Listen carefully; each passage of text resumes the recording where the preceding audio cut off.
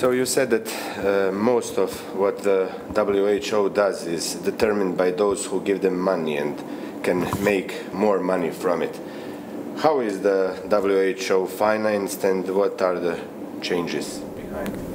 Okay, yeah, originally the WHO was, nearly all the money came from the countries. They call it core funding. It was given to the WHO decided how best to spend it.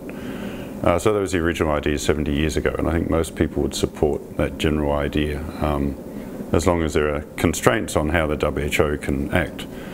The last 20 years or so, it's changed in two ways. The first way, most of the funding now, 75%, is specified, which means the funder decides how the money is used. So the WHO becomes a way of them spending their money on a certain project. They use the WHO's infrastructure for their interests, their purposes.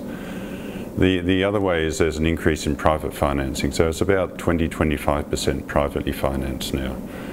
And there are two main countries in the rest of the budget, that's the United States and Germany, that are big investors, particularly in vaccines and medicine. So, the end result is that the WHO used to be very community-oriented, from the Alma-Ata Declaration in the 1970s, etc., where primary care was the primary role. They recognised the importance of sanitation, of improving clinics and so on as the best way to reduce the burden of disease. Now it's shifted to health commodities, so vaccines particularly are seen as its main focus. And that is because, when you bring in this private money and this specified funding, the funders, and especially private funders, they're going to fund what makes sense for them. What makes sense for pharmaceutical companies and pharmaceutical company investors is for the WHO to help sell their product.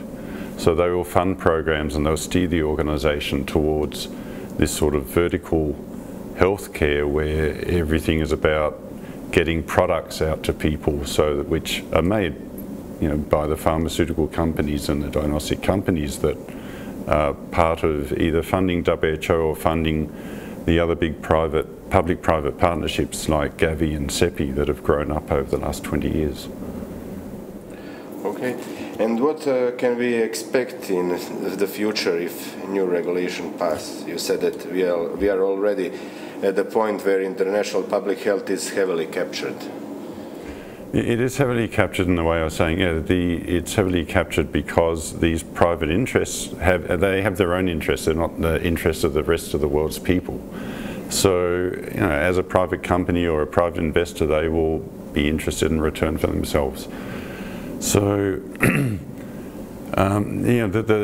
the pandemic changes that are proposed, the treaty and the changes to the international health regulations, they're very much geared around having surveillance, finding viral variants and producing vaccines for them. And they're building a very large industry based around this. So we saw in COVID the idea that you can lock down a population and then tell them that the vaccine will give them their freedom back. We never used to have lockdowns, it was a criminal term.